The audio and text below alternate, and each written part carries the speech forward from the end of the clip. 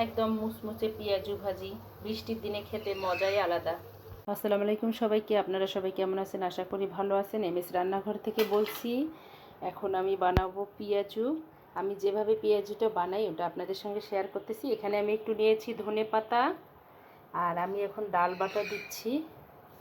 আমি ডাল বাসায় থাকলে বেটে রেখে দেই, কারণ বৃষ্টির সময় করে পেঁয়াজু সিঙ্গারা এগুলো খেতে খুবই ইচ্ছা করে ঘরে। আর বাজার থেকে এনে খাওয়া তো বৃষ্টির দিন সব সময় সম্ভব হয় না, কারণ বৃষ্টিতে বাইরে বের হওয়া অসম্ভব। এই জন্য আমি ডাল বেটে রেখে দিই, যব বৃষ্টির দিন আসলেই পেঁয়াজুটা আমি বানাই।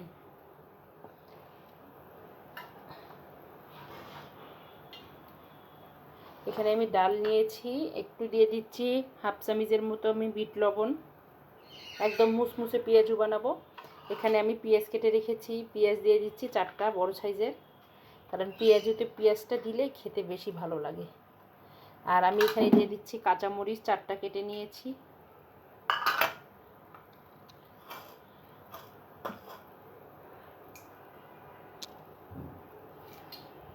এখন আমি এখানে দিয়ে দেব একটু চাট মশলা। আমি একটু দিয়ে দিচ্ছি এখানে জিরা আর সাদা এলাচ গুঁড়ো, সাথে গোলমরিচ আছে।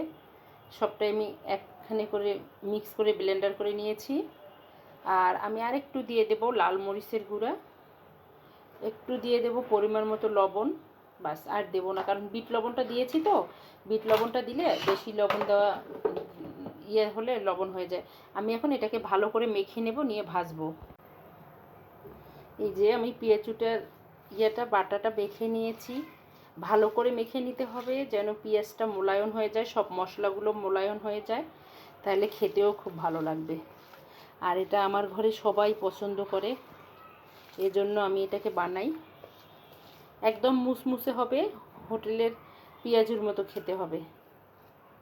এটা আমি বেসন দেব না, কারণ হোটেলেরগুলোতে বেসন মিক্স করে, এটা খেতে একদম শক্ত শক্ত লাগে। আমি এর জন্য বেসন দেব না। আমি এটা একদম আমি যে পেঁয়াজুটা বানাবো এটা একদম নরম হবে, একদম বাহিরে একদম ক্রাঞ্চি হবে, ভেতরে নরম হবে, খেতে খুবই মজা এটা। আর ধনে পাতা আছে তো, ফ্লেভারটা খুব সুন্দর আসে, স্মেলটাও খুব সুন্দর আসে ভাজলে। আমি এখানে তেল দিয়েছি, তেল গরম হচ্ছে। আমি এখন এরকম করে পেঁয়াজুটাকে শেপে শেপে বানিয়ে নিচ্ছি। আপনারা চাইলে আপনাদের ইচ্ছা মতো সাইজ করে নিতে পারেন।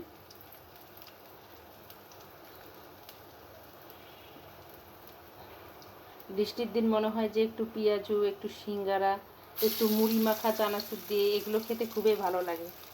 আমার অন্তপক্ষে ভালো লাগে, আর কারো ভালো লাগে কিনা জানি না, তবে আমার ভালো লাগে খুব খেতে। আমি এভাবে সবগুলো দিয়ে ভেজে নেব।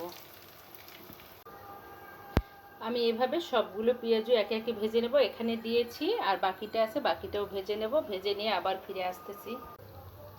এই যে আমি এখানে ভেজে নিয়েছি, বাকিগুলো ভেজে নিচ্ছি। এটা বেশি আছে ভাজা যাবে না, বেশি আছে ভাজলে পুড়ে যাবে, ভেতরটা তখন কাঁচা থাকবে। আর এরকম করে ভাজলে মুচমুচে হবে একদম। দেখেন শব্দ হচ্ছে, মুচমুচে হয়ে গেছে। আর এটার স্মেলটা খুব সুন্দর আসতেছে, ধনে পাতা দেওয়া আছে তো খুবই সুন্দর আসতেছে স্মেলটা।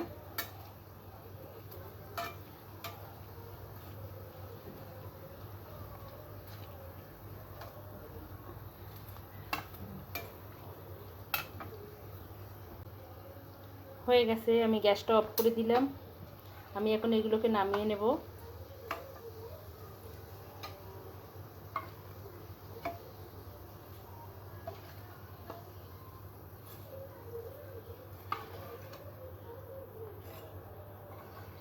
এটা সবচেয়ে ছোট হয়ে গেছে।